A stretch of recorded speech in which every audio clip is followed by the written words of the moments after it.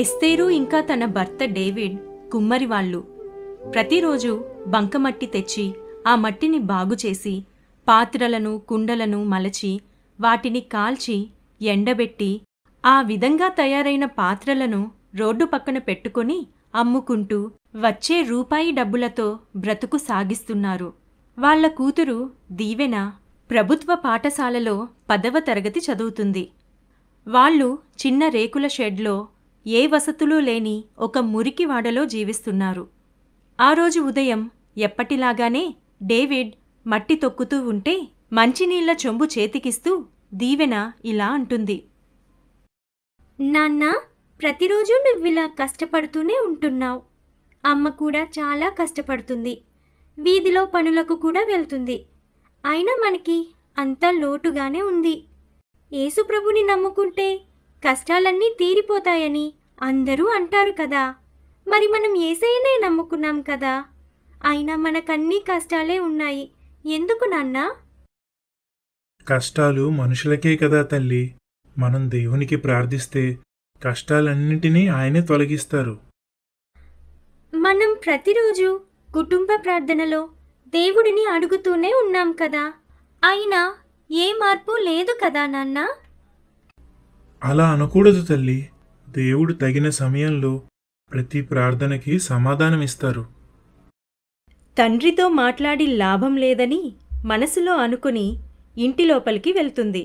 గదిలో చిన్ని పొయ్యి పైన వంట చేస్తున్న అమ్మ పక్కన తను వెళ్ళి కూర్చొని, ఏం వండుతున్నావమ్మా? మళ్ళీ అన్నం ఇంకా చారేనా? ఈరోజు కూడా కూర లేదా? నేను పనికి వెళ్ళినప్పుడు అక్కడ అమ్మగారిని అడిగి నీకోసం కూర పట్టుకొస్తాలే. నువ్వు ముందు స్నానం చేసి స్కూల్కి తయారవు. మరి నేను పుస్తకాలు పెన్సిళ్ళు కొనాలని అడిగాను కదా. అవి ఎప్పుడు కొంటావు? టీచర్ తీసుకురమ్మని రోజు చెప్తున్నారు. ఈరోజు పట్టుకెళ్ళకపోతే క్లాస్ బయట నిలబెడతానని అన్నారు. నిన్ననే కదా తల్లి ఇంటి అద్దె కట్టాం. ఇంకో 4 రోజులు ఆగాలి. నువ్వేం బాధపడకు. నాన్నని వచ్చి టీచర్తో మాట్లాడమంటానులే. నువ్వెప్పుడు ఇలానే అంటావమ్మా. నీకసలు ఏమీ అర్థం కాదు. అదేమంటే ప్రార్థన చేసుకోమంటావు. ప్రార్థన చేస్తే మాత్రం దేవుడు వింటాడా? అంటూ దీవెన కంటి నిండా నీళ్లు తెచ్చుకొని అక్కడి నుండి వెళ్తుంది. స్కూల్కి ఇష్టం లేకుండానే తయారయి వెళ్తుంది. తన గుండెల నిండా దుఃఖం. అలా రోడ్డు పక్కగా స్కూల్కి నడుస్తూ వెళ్తుంది. టిఫిన్ బండి దగ్గర జనాలు గుమిగూడి రకరకాల టిఫిన్లు తింటున్నారు. బళ్ల మీద రంగురంగుల పండ్లు, స్వీట్ షాపులు, బేకరీలు దాటుకుంటూ వెళ్తుంటే తన మనసులో తెలియని వేదన కలిగింది. యేసయ్యా, నువ్వు నిజంగా ఉన్నావా?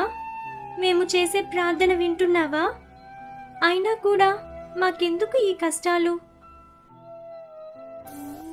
ఆకాశ సింహాసనముపై ఆసీనుడైన యేసుక్రీస్తు ప్రభువు దీవెన మాటలు విని చిన్నగా నవ్వి,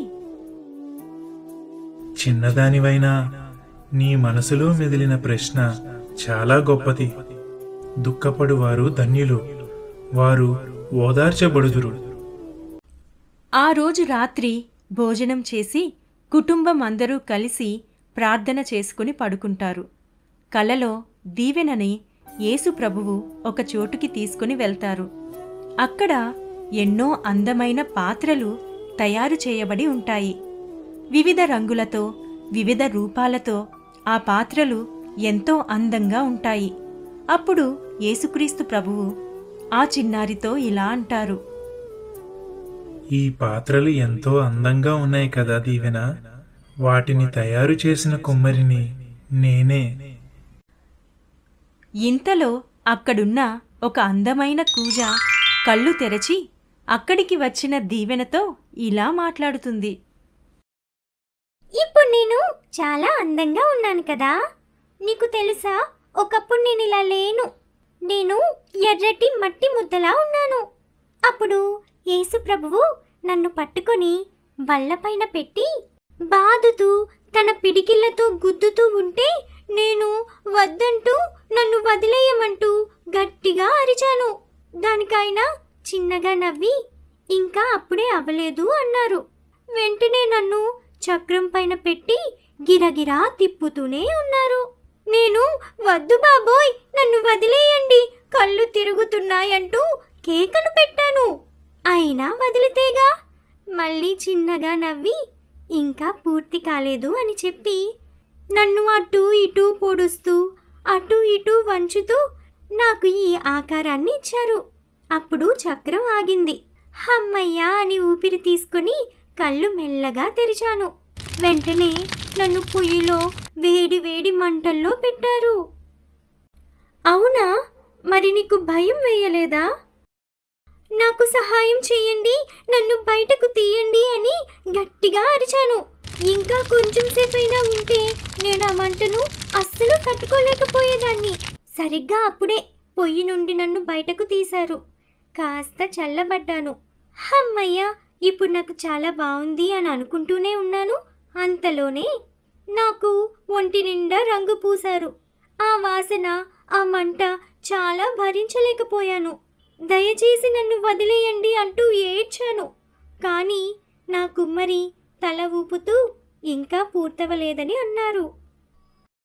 నీ మాటలు వింటుంటే నాకు ఏడుపొస్తుంది. ఇంకా అప్పుడే ఏమైంది? నన్ను మళ్ళీ తీసుకెళ్ళి పొయ్యిలో మొదటిసారి కన్నా ఎక్కువ వేడి ఉన్న మంటల్లో పెట్టారు.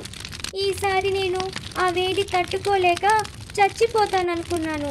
నేను బ్రతిమిలాడాను, వేడుకున్నాను, అరిచాను, ఏడ్చాను. నా వల్ల కాదు, నేను ఇది చేయలేననుకున్నాను. ఇక అంతా అయిపోయిందనుకున్నాను. అప్పుడే నన్ను బయటకు తీసి షెల్ఫ్లో పెట్టారు. మెల్లగా అంతా ప్రశాంతంగా చల్లగా మారింది. నేను చాలాసేపు అక్కడే ఎదురు చూస్తూ తరువాత ఇంకేం చేస్తారా అని అనుకుంటూ ఉన్నాను. దీవెన, ఆ తరువాత ఏం జరిగిందో నేను చెప్పనా? తనని ఒక అద్దం ముందు నిలబెట్టాను. ఇప్పుడు చెప్పు, ఎలా ఉన్నావో అన్నాను. అప్పుడు నేను నిజంగా నమ్మలేకపోయాను. అది నేను కాదు. ఏంటి, ఇది నేనేనా? ఇది ఇంత అందంగా ఉంది. నేను చాలా అందంగా ఉన్నాను అని మురిసిపోయాను. నువ్విది గుర్తుపెట్టుకో.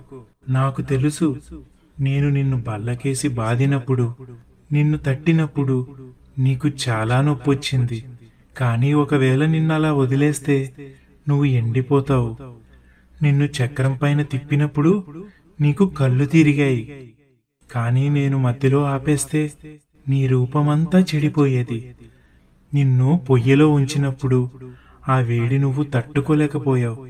కానీ ఒకవేళ నేను ఆలస్యం చేస్తే నీ ఒళ్ళంతా పగుళ్ళు వచ్చేవి. నీకు రంగు పూసేటప్పుడు ఆ వాసన, ఆ మంట నువ్వు తట్టుకోలేకపోయావు. కానీ నేను అలా చేయకపోతే నువ్వెప్పటికీ గట్టిపడలేవు. అంతేకాదు, నీ జీవితం రంగులమయమయ్యేదీ కాదు. నిన్ను మళ్ళీ రెండోసారి మంటల్లో పెట్టకపోయుంటే నీకు ఎక్కువ కాలం బ్రతికే అవకాశమూ దక్కేది కాదు. ఎందుకంటే నువ్వంతలా గట్టిపడేదానివి కాదు. ఇప్పుడు నువ్వు పూర్తిగా మంచి పాత్రగా తయారు చేయబడ్డావు. నువ్వు మట్టి ముద్దగా ఉన్నప్పుడే నా తలంపులో నువ్వు ఈ రూపంలోకి మార్చబడాలి అని ఆశపడ్డాను అంటూ యేసుక్రీస్తు ప్రభువు నవ్వుతూ దీవెన వైపు చూస్తారు. దీవెన సంతోషంగా యేసయ్యని హత్తుకుంటుంది. తనకి మెలకువ వచ్చి చూస్తుంది. అప్పటికే ఉదయం అయింది. తన తల్లిదండ్రులు ఎప్పటిలాగానే వాళ్ల పనులు వాళ్ళు చేసుకుంటూ ఉంటారు. దీవెన తన తండ్రి దగ్గరకు వెళ్ళి తనకి వచ్చిన కల గురించి చెప్తుంది. చెప్పాను కదా తల్లి, ఆయన ఎప్పుడు ఎవరిని ఏ అనుభవాల్లో నడిపించాలో ఆ అనుభవాల్లో నడిపిస్తారు.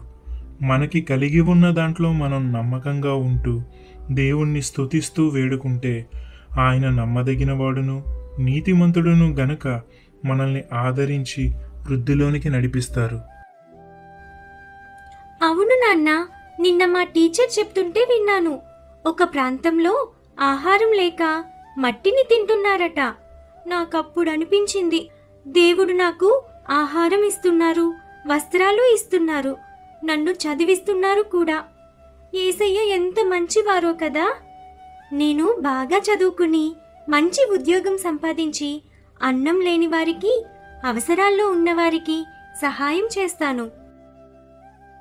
తల్లి దీవెనా, ఇదిగో ఈ డబ్బులు తీసుకెళ్ళి నీకు కావలసిన పుస్తకాలు కొనుక్కో. నిన్నే అమ్మగారు ఈస్టర్ పండక్కి ఏమైనా కొనుక్కోమని 1000 రూపాయలు ఇచ్చారు. ఈరోజు నీకిష్టమైన బూరెలు కూడా వండి పెడతానులే. సరే అమ్మా, నేను త్వరగా తయారయ్యి స్కూల్కి వెళ్తాను. యేసయ్యకి మనకి ఎప్పుడు ఏది అవసరమో అన్నీ తెలుసు. మనం ఆయనకి ప్రార్థన చేసి ఆయన ఇచ్చే సమయం వరకు వేచి ఉండటమే. పోయిన వారం చర్చిలో కూడా ఇదే చెప్పారు. ఆ రోజు రాత్రి అందరూ ప్రార్థన చేయటానికి కూర్చున్నప్పుడు డేవిడ్ దేవుని వాక్యం చదువుతూ, యెహోవా, నీవే మాకు తండ్రివి, మేము జిగటమన్ను, నీవు మాకు కుమ్మరివాడవు, మేమందరము నీ చేతి పని అయి ఉన్నాము. పరలోకమందున్న మా తండ్రి, నీ నామము పరిశుద్ధపరచబడునుగాక, నీ రాజ్యము వచ్చునుగాక. ఆమెన్. వాళ్ళు ఆ విధంగా ప్రార్థించుకొని ఎన్ని ఒడిదుడుకులైనా, ఎన్ని కష్ట నష్టాలైనా దేవుడే వారిని విడిపించగలడని విశ్వాసముతో ముందుకు సాగారు. ప్రియ స్నేహితులారా, క్రీస్తునందు మీ అందరికీ వందనములు. మా ఈ కథలు నచ్చితే లైక్ చేసి కామెంట్ చేయండి. అలానే మా ఛానల్ని సబ్స్క్రైబ్ చేయండి. కథలో చెప్పిన వాక్యము యొక్క రిఫరెన్స్ కామెంట్స్లో చెప్పవచ్చు.